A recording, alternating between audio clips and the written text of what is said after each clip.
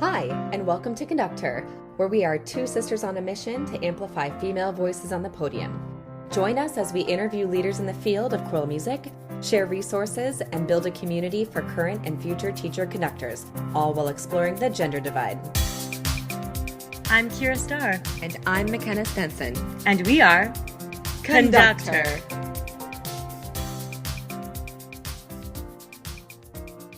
All right. Welcome, everyone. We are so excited to have Dr. Tram Sparks on with us today. Dr. Sparks is one of my professors at USC. She's a fantastic teacher, conductor, musician, and just a wonderful mentor.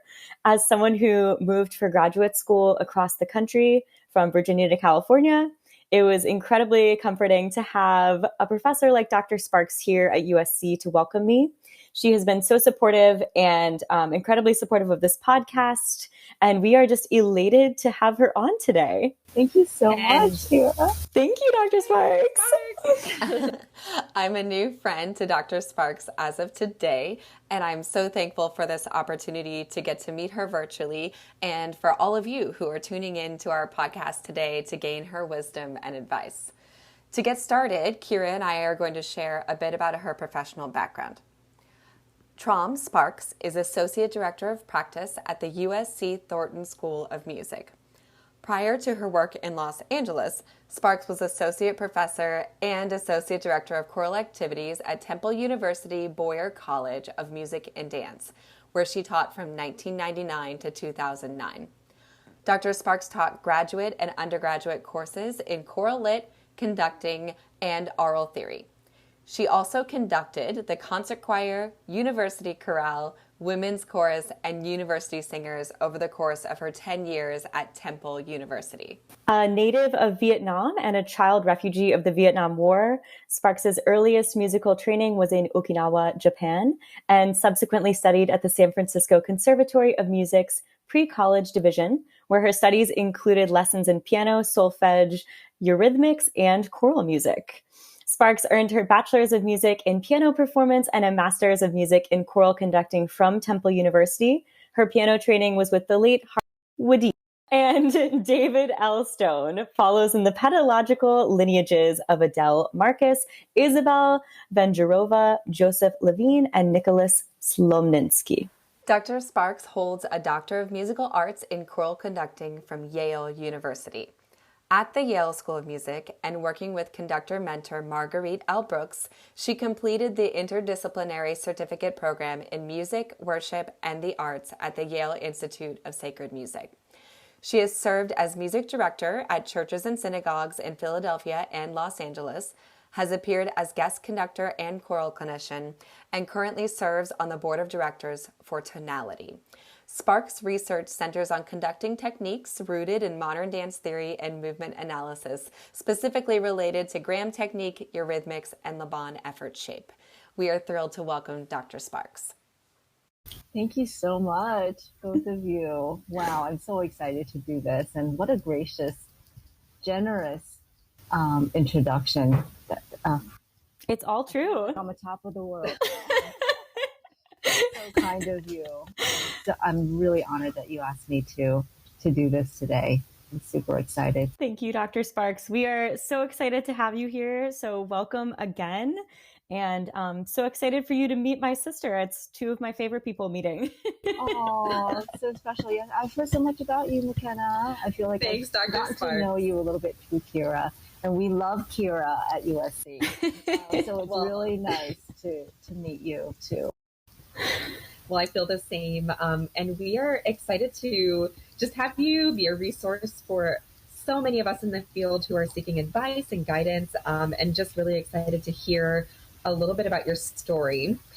So for those of you who are tuning into the pod for the first time, every time we have a new guest, we are going to start with 3 of the same questions. So you'll get to hear these questions from all of our interviewees.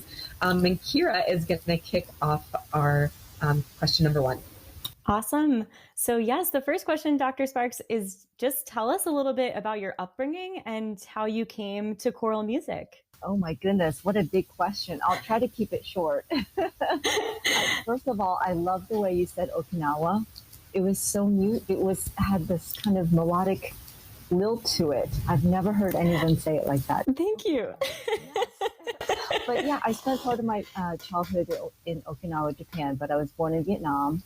And, we left Saigon, which is now Ho Chi Minh City, obviously, 2 days before the war ended. We were evacuated Wow. on a C-130 cargo plane, and then went to a refugee camp in Singapore, finally settling in Okinawa, Japan. And that's where I started my piano lessons. I had my first piano teacher there. Good experiences. Do you mind, Dr. Sparks? How old were you when all of this took place? Oh, yeah, good question. I was 4. Oh, my goodness. Wow. And you still, it sounds like you have very vivid memories of that experience. I remember very specific things. You know how when we look back at our childhoods, we remember like, oh, I went there with my grandmother, or, we don't remember a lot of the very general things about the landscape or the city or anything, but I remember things that have personal meaning for me, like being at the refugee camp with my parents and walking up the hill to ask the Americans, I guess Marines at the time who were stationed there, to help us all out for a can of Pepsi. Oh my gosh. Isolated experiences, I remember. But yeah, so thanks for that question. So, Dr. Sparks, it sounds like you came to choral music through your piano lessons. As you think about your time since then, what events were inspirational to you as you continued in music? Well, when I think about how blessed I am in music, I always think about my teachers. And my piano teacher in high school happened to be the founding dean of the Boyer College. And it wasn't, I was 8 years old when I started piano lessons with him. And it wasn't like we had planned for me to go into piano at the time. But he was a really important person in my life. And then he wanted me to study with his best friend, Harvey Wadeen, at Temple, who was the chair of the piano department. So that's the only place I applied because Dr. Stone told me I had to go to Temple since he started the school. So I said, yes, sir, I'll do it. And I studied with Harvey Wadeen, and to this day, I still quote him sometimes in classes. He's one of my musical heroes, for sure. Wow. I learned everything about how to understand music, how to hear music, all the intricacies and the color and the rhetoric, what music means, what we want to say through music. I learned all of that from him. And I remember him talking about Nadia Boulanger. He studied with Nadia Boulanger. And so I feel so lucky and so blessed to have some of the fruits of that remarkable pedagogue, one of the most remarkable pedagogues of all time, Nadia Boulanger. And wow. I think then about my amazing mentor, Maggie Brooks, who is still based in New Haven, who recently retired from Yale School of Music. And the many, many things I learned from her, not only as in music, but as a woman in the choral field. And I think she is such a rarity in the choral profession, just kind of staying the course. So many of us are tempted to change ourselves, to bend in a certain direction because of either social pressures or professional pressures. But Maggie she was at Yale for more than 35 years, and she just stayed the course. You always knew the track that Maggie Brooks was on. And I learned a tremendous amount from her and working with her. So yes, I would say that my teachers I owe it all to them. Well, you just brilliantly went into our next question, Dr. Sparks, who was helpful and influential in your journey. And of course, you just listed, a number of fantastic teachers who it sounds like were incredibly influential to your development as a musician and a person. Would you talk a little bit about going from that piano track into a choral setting and, how that happened for you? And I'm sure there's a lot of people out there, including colleagues that I have at USC, who have gone down a similar path. So maybe you could expand upon that a little bit. Sure. it was very gradual for me. I didn't set out to be a choral professor. I didn't even intend to get a DMA in choral music or conducting. But I'd always been involved with choral music since an early age, because in high school, I was always the accompanist for a high school choir. So I spent a lot of time in the choral rehearsal. Amazing. I loved the choral world for what it means to us as humans. It's truly collaborative. It's joyful music making, and partnerships, and so many great things, as you both know as choral music lovers and experts. So yes, it began in high school, and then in college, I continued to accompany numerous choirs. And aside from David Stone, Harvey Dean, Maggie Brooks, so many of my teachers who later became my colleagues at Temple were very influential in nudging me toward an even greater love for choral music because of my experience with the Temple choirs, not only as a pianist, but also, I was singing in the choirs too. So I think that when people ask me what made me switch, I always have to backtrack a little bit and say, I think of it more as just an outgrowth of my musical being, another avenue of expressing music, rather than, oh, I was a pianist and now I'm a conductor. I'm still the same person. Hopefully I'm intact, both a pianist and a conductor. But it was just another, like another language, Oh, that's very beautifully said. Thank you. What an amazing opportunity to get to begin developing your ear in that way, from sitting in the accompanist chair. And that's something that I feel like many of us who don't have that experience, myself, not a brilliant pianist, but it's really incredible to be seated outside of the ensemble in any capacity, to be able to hear the development, especially from playing with your high school choirs all the way through, through Yale School of Music. So what an amazing journey for you in all the ways. Yes. If I could add just one thing, another thing that really was important to me as I was thinking about the relationship between conducting and piano, or choral music and piano, was that as I worked with more and more choirs, both as singer and pianist, I noticed this great discrepancy between the kind of music that was heard, kind of choral music that was heard in the concert halls, and the kinds of music that we hear in most churches, church choirs.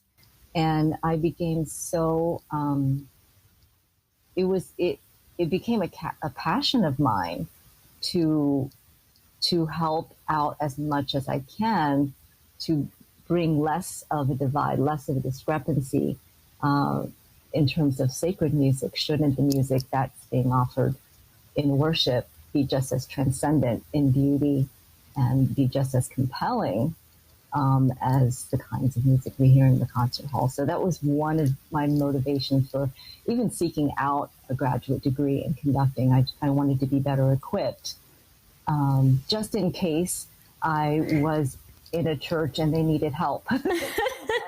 A choir director who, could help them out, I could maybe offer something. So that just kind of started me on this other path, and then I just kept going. I love that. And it makes total sense too. Like, so much of our repertoire is from a sacred tradition. So absolutely, wouldn't you want to bridge that gap and have it be authentically performed to the best of people's abilities? So yeah, I absolutely love that. Thanks, Kyra. So we have a few questions that we've worked to tailor to you and your unique background. We really enjoyed reading through your bio and hearing more about when you were 4 years old, immigrating from Vietnam to Okinawa and eventually to the United States. What was your experience immigrating from Vietnam to Japan and finally the US, and how has this affected you as a musician and educator? Oh my goodness, I just love your questions, I have to tell you. And this one in particular, so thoughtful. I'm thinking about how to answer this, and I think the best way I can answer it is to say that I realized that music for me was gave me the chance to say things that I couldn't say, because I'm gonna cry on our that was amazing. And I truly mean that, because in stereotypically Asian households, which mine was, you don't talk about the painful things. In fact, my parents never talked about the war and being uprooted from their country and losing everything. And also, that same kind of silencing happened just in life. You don't really talk about your problems. So where I went for my personal pain or any problems, or just wrestling with things as a teenager, having all these unanswered questions and feeling all these emotions and not knowing what to do, who to talk to, I put it all in my music. That was where I could say everything. I could, I could express the frustration and the pain and the mourning, or the hopefulness, right? So I think that's probably the best way I could answer. I don't even remember your question, but I know it was so beautifully posed. If there's anything else I can I think that is such a powerful answer. And I think, music as the universal language, I know so many people connect to music in that way, maybe not as traumatic or, not the same situation as your journey. But I definitely think that is what makes music so empowering. I guess just, a follow up from that, how has that affected you as a teacher? Great question. It has helped me. So seeing music as this universal language that you mentioned, and also seeing music as such a human activity, right, reminds me daily that even though we have all these structures in the academy, a place that I've been settled in for a couple of decades, it's really easy to lose yourself in, the rat race. Mm-hmm. Right? There's even a rat race in the academy. It's not just I think that with my students, I see how, since they're all launching into careers, it's a very delicate place. And so I want to be the one to offer some hope that they can hang on to who they are while they go through all these hoops professionally, and go through disappointments and go through thrills and all of that. We have to stay very much connected to our shared humanity, and that shared humanity being expressed through this beautiful common language of music, tone, sounds. That was so wonderful, Dr. Sparks. Everything that you say is so eloquent and honest, and we just love hearing from you. So another kind of hard-hitting question, if you will, that pertains to, I know my sister and I, as we're thinking about our future and, trying to think about a timeline of our life and our lives with our families. Can you talk about timing for you in terms of, not only when you decided to pursue these degrees and continue on into graduate school, but also making the decision to have a family and have children and balancing all of that? Sure. I would love to comment on that. Even though I recognize that my experience is, it of course is different from everybody else's, and everyone has a unique journey. Absolutely. Yeah. Mine was really, it was kind of circuitous in many ways, because I was doing my master's at Temple, and I was married, and we decided to have our first child right away. So I graduated in May, and then my daughter was born in July. Wow. And So then, you were pregnant in your final year of your yes, master's degree. I was. It was my And- first one, so I was pretty small. I hid her pretty well. I was going to ask. Yeah. I mean, what was that like being pregnant as a graduate student? It was actually easier to be pregnant as a graduate student than pregnant as a faculty member. Oh my goodness. Because I was pregnant with my third one. Let's unpack that. Oh my gosh.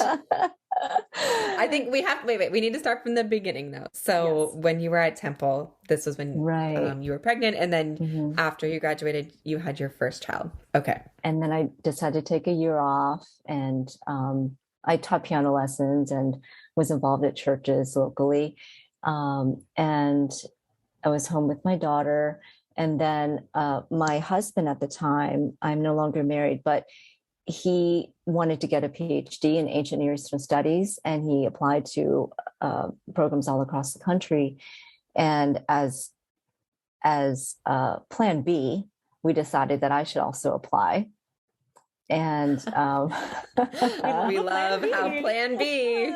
Yes, so we could go on that little trail for a while. But anyway, just so happens that plan, and it wasn't that I thought, oh, I'm definitely going to get in and let's do this or whatever.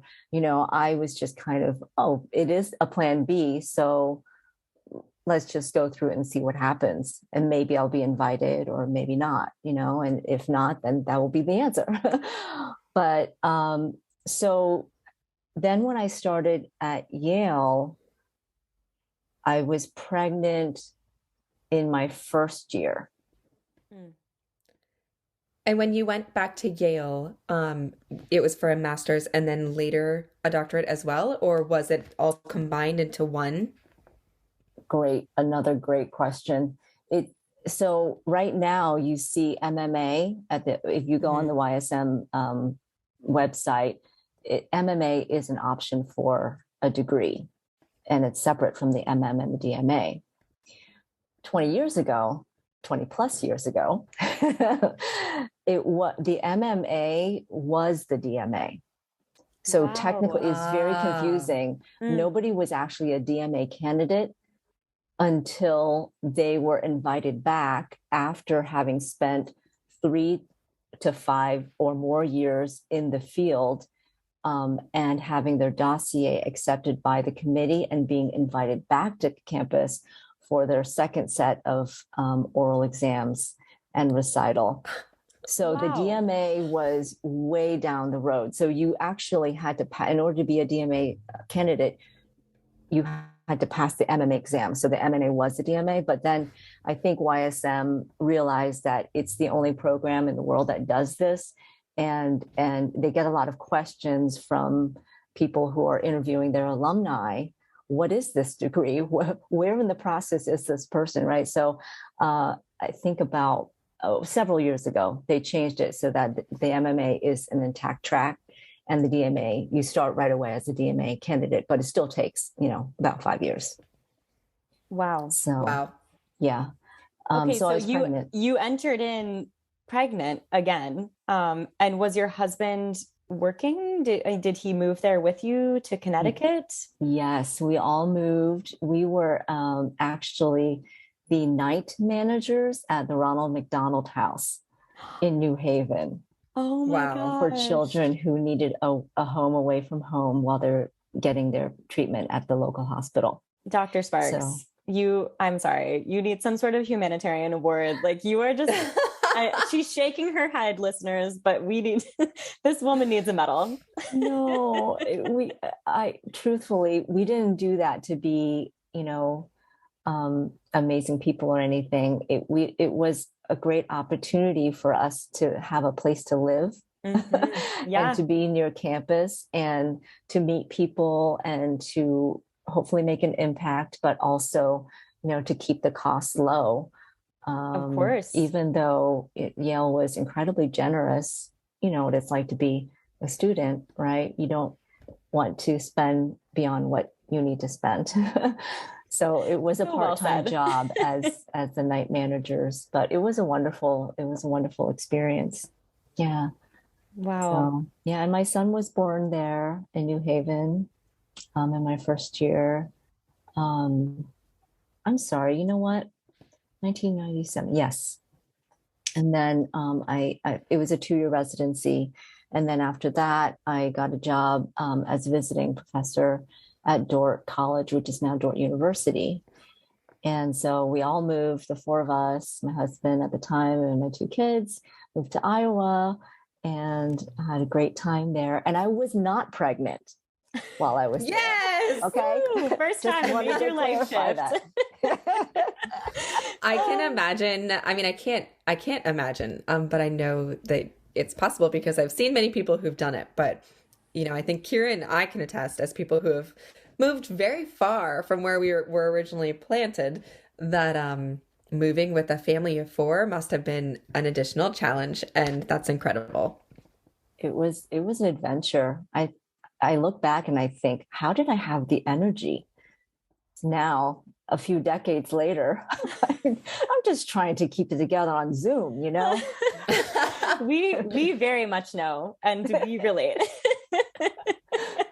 So we were in the middle of your beautiful answer to our question about timing and, children and family and making all of this work, which is our ultimate quest. So if you want to pick off where you left off, that would be amazing.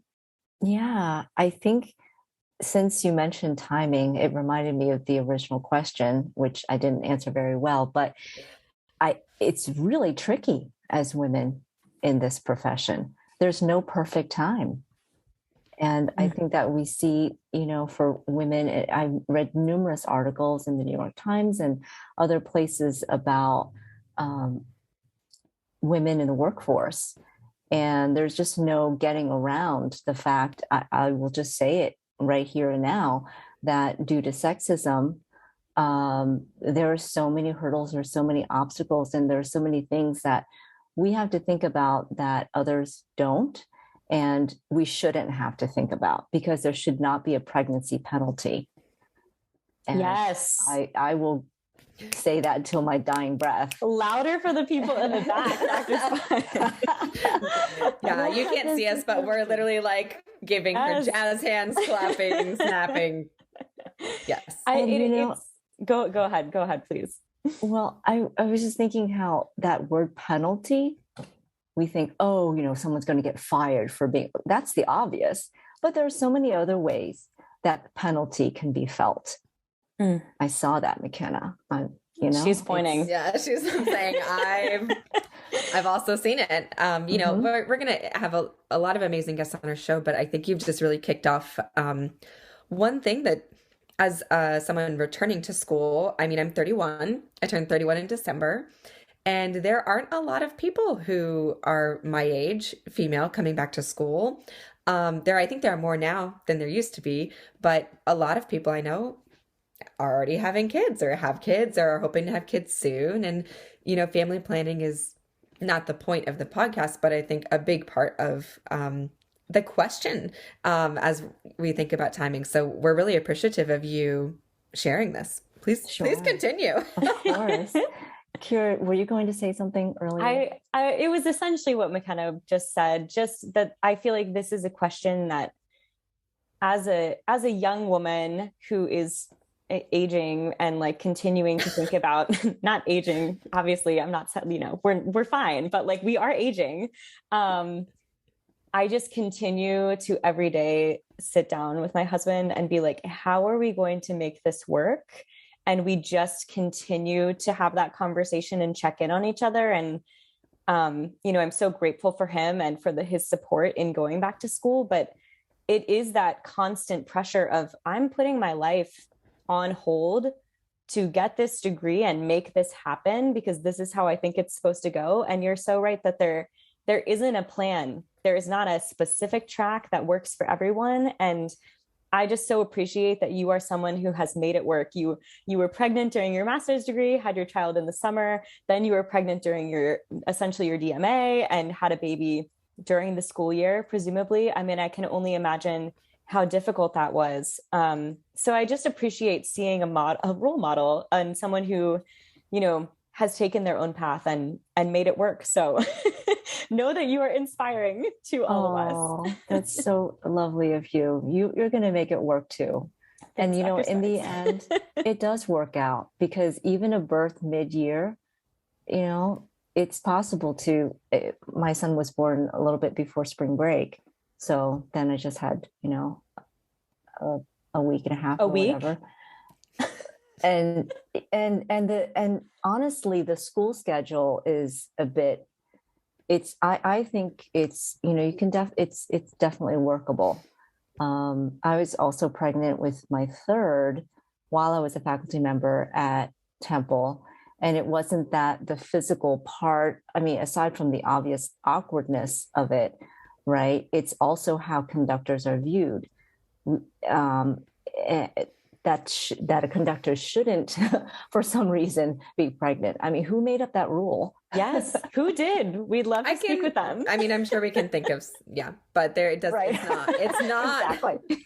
It's not a rule. And just a shout out to all moms out there. You're amazing, and thank you for all that you do, and keep it up. So. Thank you to our mom as well. Yes. Thanks, Mom, for having us and dealing with all of these, questions and issues. Yeah. And thank you, Dr. Sparks, for being a mom. Yeah. I'm sure your children are so grateful. I can't wait to meet your mom someday. She sounds fantastic. Oh, it'll happen. So I know we've asked you some questions about timing. So speaking about timing, it sounds like from your journey at Yale, it was almost one combined degree versus 2 degrees. Is that what I'm understanding correctly? Yes. So when I started there, it was in the MMA, which was the DMA. Okay. And I was there for 2 years of residency, the coursework, at the conclusion of which there was, you know, a weekend of written exams, oral exams, of course, all the recitals, and the thesis, which is like a dissertation, and not going through a graduate school or anything, but basically in-house, and job application. So I can definitely understand the pressures of every graduate student in their final semester, dealing with not only what the requirements are in that specific institution, but forward-looking.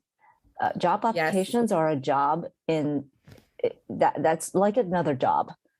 You know, it takes a lot of time. It takes a lot of effort. You have to do it very carefully. So McKenna's nodding. No, you're in it. No, nodding. What? But I would be curious. This is a question I hope to ask, many faculty members, but, looking at an institution like USC, there's an MM program and a DMA program, and people oftentimes will stay for both, if they're accepted. There are lots of other large institutions out there that kind of have a similar trajectory. What are your thoughts about attending the same university for multiple degrees, if you have any, and what advice would you have out there for anybody thinking about that type of adventure? I think it depends on the person and the institution and the interests. So basically depends. Absolutely. One thing that I realized I probably should have clarified is that the MMA at Yale was different from the MM. So I'd already I did my MM at Temple in conducting, and then there was people think that I got another master's, but it actually was a separate degree. But guilty. That's what I thought from the bio. But the question is still relevant because Dr. Sparks did attend Temple for 2 degrees, correct? Right. So you did attend the same institution for your undergrad and your master's. Yes, that's true. Mm-hmm. And I think, to McKenna's question, it just depends on the interests and what that particular institution has to offer. I think that's probably the biggest piece, is looking at the institution as a whole, not just the School of Music, or even within the School of Music, like USC. Thornton has so many diverse offerings and so many areas of expertise and fantastic faculty in all of these divisions. We have those 3 divisions. So I think that I've never heard of anyone running out of areas to explore. Absolutely. So That's well a great said. way. I think the concept of a source of a place of abundance versus a place of scarcity, that type of mindset is so healthy. And I appreciate you applying it to that question. So thanks for Sure. diving in. Yes. Kyra, I know you have another one. Absolutely. Yeah. So, Dr. Sparks, in your bio, we introduced this a little bit, but could you just share your background in dance theory and talk a little bit about how movement is integrated in your conducting technique and your pedagogy? We'd just love to hear all about it. I'd love to, and I promise to keep it short. This is my No, has been my no rabbit need to make hole. that promise, Dr. Sparks. Talk as long as you'd like. I can really get down into the depths with this discussion about expressive movement, but I'll start and summarize by saying that since my initial experience with conducting at Temple as an undergraduate taking conducting classes while I was doing my piano degree, was based in an awareness of Laban movement analysis. Mm-hmm. Gail Polk, yes, Yes, absolutely. You're a Laban fan. There's so much that Laban movement analysis offers in terms of a language or a vocabulary for discussing expressive movement for us as conductors. And my teacher he was a Laban fan. He thought everyone should go the Laban way and be trained in that way. And we should discard conducting textbooks that start with the patterns.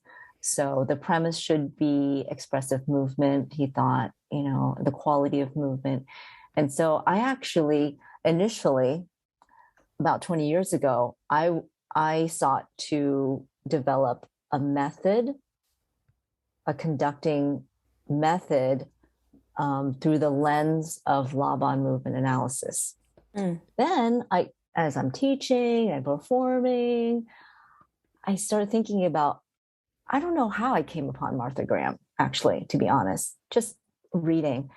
And I realized that the more eclectic our approach is to study of this unique and amazing area, the better off we are as artists, because number one, no two bodies are alike. Therefore, no two people move exactly in the same way. So how can we be prescriptive about conducting technique when McKenna, when you raise your arm, it might look and feel a certain way. Kyra, when you raise your arm, and you might both be raising it joyfully, right? But doing the manifestation of it could be completely different. Yeah. So in the world of pedagogy, which is also very specific, I realize I'm going like niche within a niche here. No, it's amazing. It really requires a language that is flexible, but still has some amount of structure. Oh, my mind is just exploding with questions and joy and cool. You have to watch her teach a conducting class, McKenna. Oh my gosh, Dr. Sparks. It's wonderful. But just thinking about the way that you said that, I think we're all always putting our, performing, conducting, being in the moment, all wonderful, but to teach someone conducting, to teach someone how to come into their own body, and when none of us have the same body, it's just like teaching voice, and not just like, but similar, and that everyone is different and unique. And what a great philosophy. I'm totally subscribed. So I'm so excited.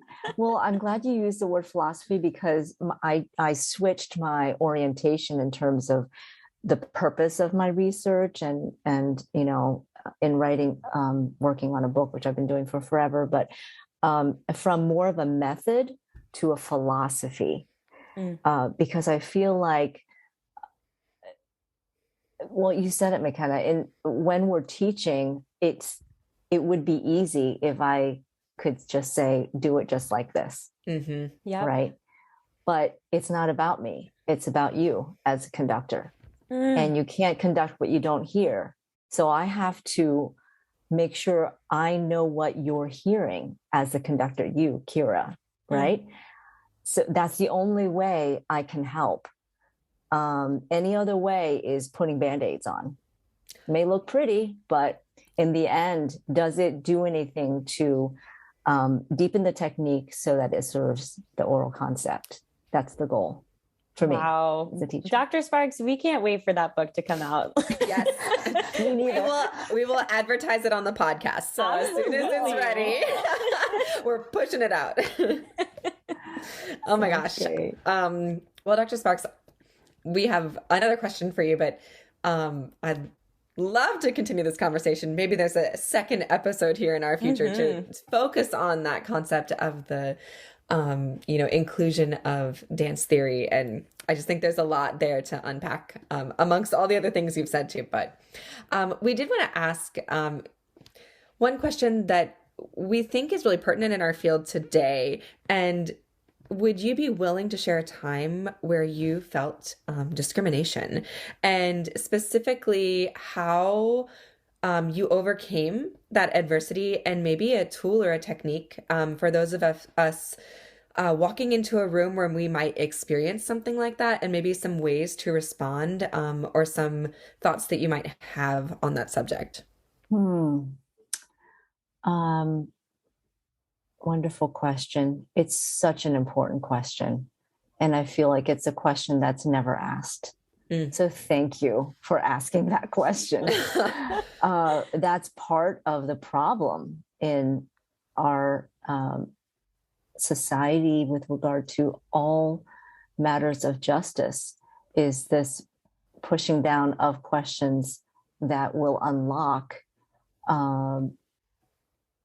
progress. Yeah. And so thank you. I really appreciate you asking that.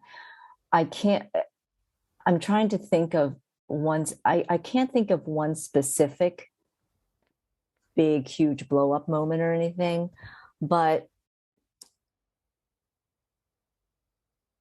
I guess it's safe to say that throughout my career, there has been a constant hum of sexism. You know, I think I'm clear for a while, and then turn the corner, there it is again. That sexism beast, that rears its ugly head, and there can be very, like microaggressions of any sort. These little things try to chip away at ourselves and our identities and who we are as people. But as women, just remembering, I think that, well, not only as women, just people identifying all across the spectrum of all identities and persuasions and orientations, right? To really honor the person, I think that there have been numerous instances where I felt that there was doubt cast as to whether or not, well, okay, the pregnancy thing, right? Oh, is she able to, well, now I can think of several, but I'm not going to say, but comments like, can this person, does this person have the time? She has a family. Yes. Completely inappropriate, sexist, and has no place in our profession whatsoever. And just that phrase, right? A family. Don't we all have a family of some kind? I mean, like, someone come and let me know if I'm wrong, but I'm pretty sure we all came from some sort of family. So, and that has not really inhibited people from being able to perform in their careers. So yeah, absolutely. And I've heard that phrase tossed around in my own experiences, and it's just incredibly frustrating. And yeah, absolutely. It is a microaggression of just, I'm not going to say it's because you're a woman, but that's what it is. Right. know?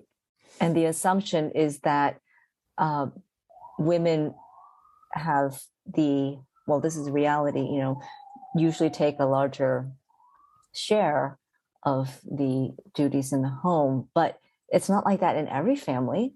and we don't know what the arrangement is in that particular family.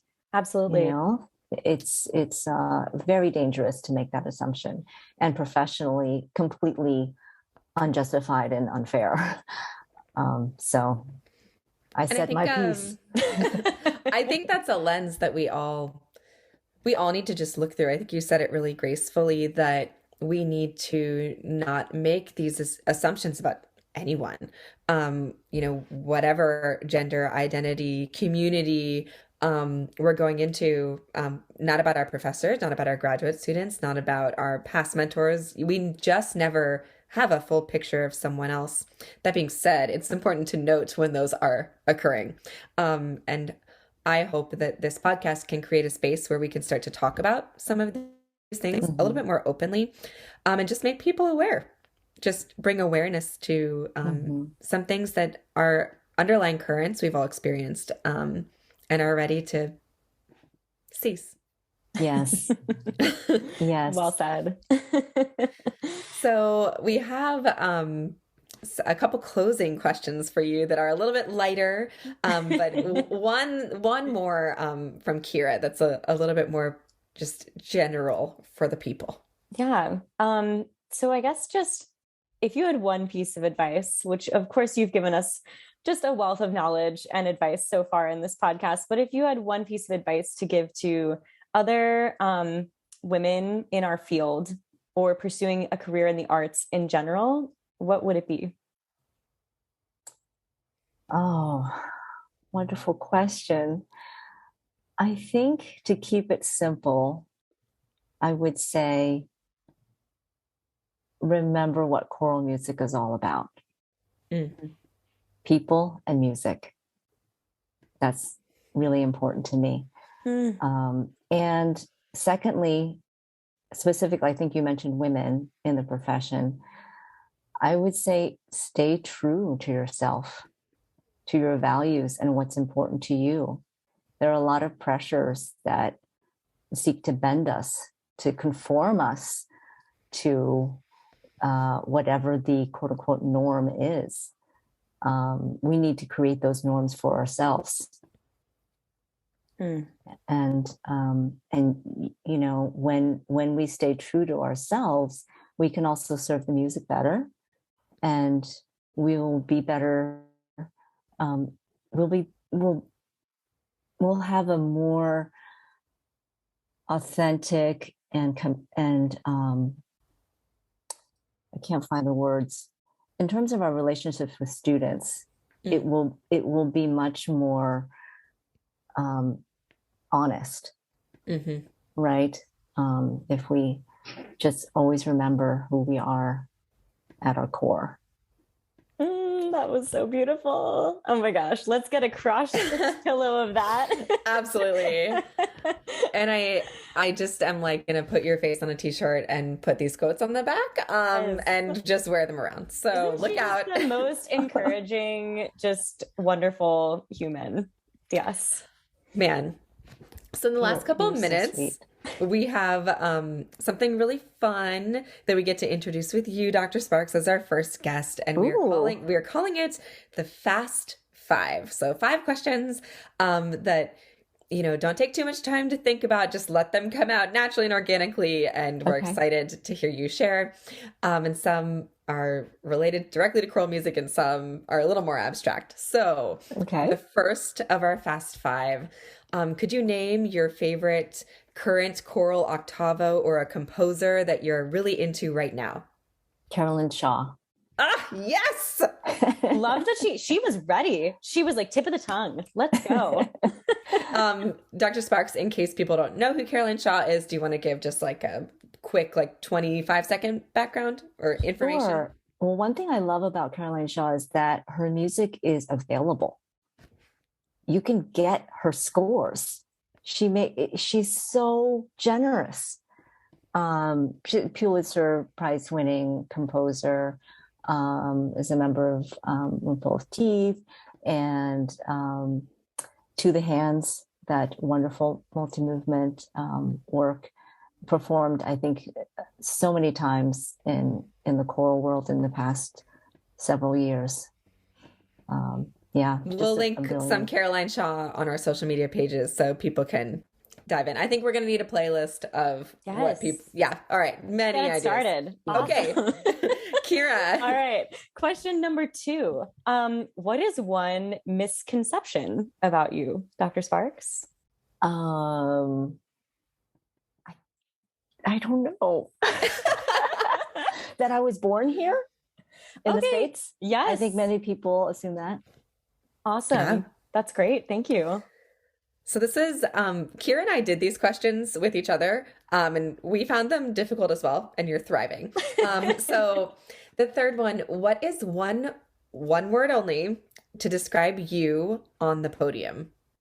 Blissful. Bliss. Oh, I don't know. I love That's how that. I'm feeling. That's how I'm feeling. I'm not saying that that's how I'm perceived. Okay, let's just make that distinction. That's amazing. That's amazing. I think ours were also both what we perceived. Yes. Right? Okay. Yeah. Mine was a little, yeah. McKenna's was tall. And she's, Dr. Sparks, you haven't met her, but she's very short, just like both of us. So, You know what? That probably would be mine. If I was thinking about how people were seeing me on the podium, I think people would, well, okay, I'll give you, can I just tell you something real quick? Absolutely. When I was in Iowa, so the area, Sioux Center, is still full of a lot of Dutch immigrants. And, they settled there, and really, really tall people. And here I am, 5 feet, right? And my first concert, which it was so great to see so many people there, because that's what everybody did. They just came to all the Dort concerts. As soon as I walked out, my hair was really long. Well, it still is long, but it was had like waves. And I had this black suit on, and I come walking out and I hear this collective, oh, people were just like, what? Is that a conductor? they just like had never seen anyone like me in the spot of a conductor. So, here I am, this petite Asian woman. And just so you know, somebody in that audience, like their life was changed because they saw you there doing that. Oh, that's so nice of you. It's so true. It's wonderful. True. Somebody who's coming on the podcast, who knows? They were like, well, I saw Dr. Sparks conduct it. Mm-hmm. Absolutely. So, yeah, I think surprising. I'll change my word from blissful to surprising. Oh, I love them both. I do too. You can have 2, Dr. Sparks. That's Yay. Thanks. Okay, next one. This one is pretty general, but just what's a favorite choral memory that you have? When I was a freshman at Temple, I was not at the piano at this particular performance. We were doing excerpts from Mendelssohn's Elijah. Guess who Elijah was? Eric Owens. Oh my gosh. Eric Owens of Met fame. Oh my gosh. He was a voice major. We were both freshmen. Casual. Right. Eric Owens was Elijah. That was one of my most memorable. It was just so, I was really impacted by that music and it's great. So this final one, I'm really intrigued to see what everybody has to say. So would you be willing to share one choral blooper?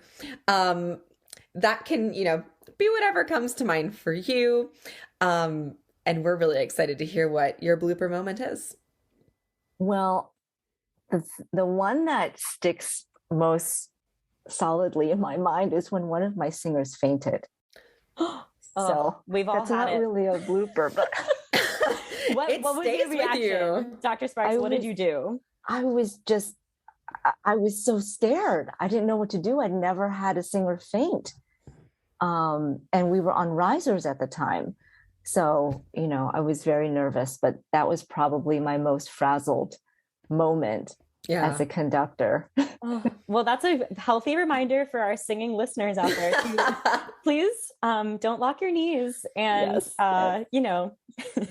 eat a second food, to eat, stay hydrated. Dr. Sparks, my very first day of class 2 days ago, that was within the first 10 minutes of my class, I had someone faint. So I feel very, yeah, everyone's fine. She's great. Oh, you know, everyone's good, but it is, I feel like I'm part of the club.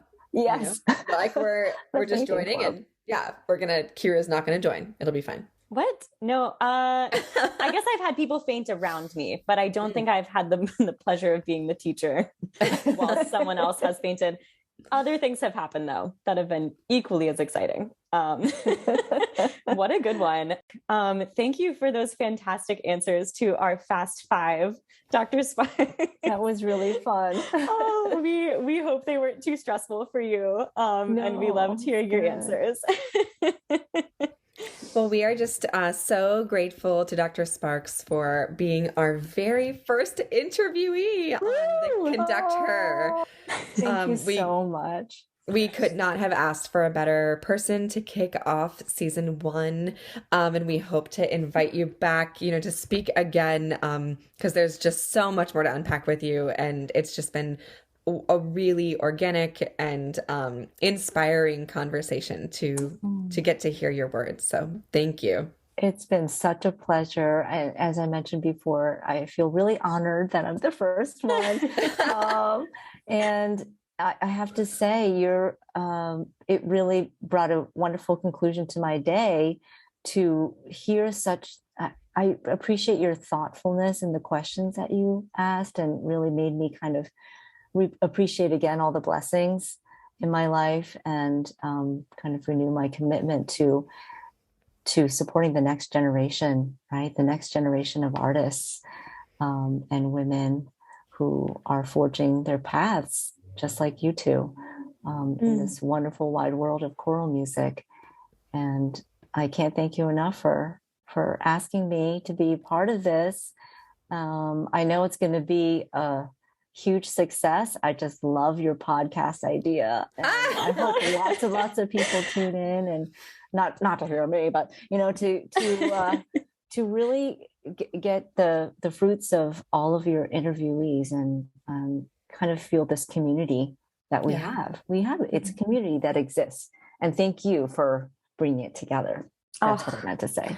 Dr. Sparks, you are just so wonderful. Like, you, speaking of blessings, you are just a blessing for me and every student at USC and the faculty there. And I'm just so appreciative to have you as a mentor and a teacher.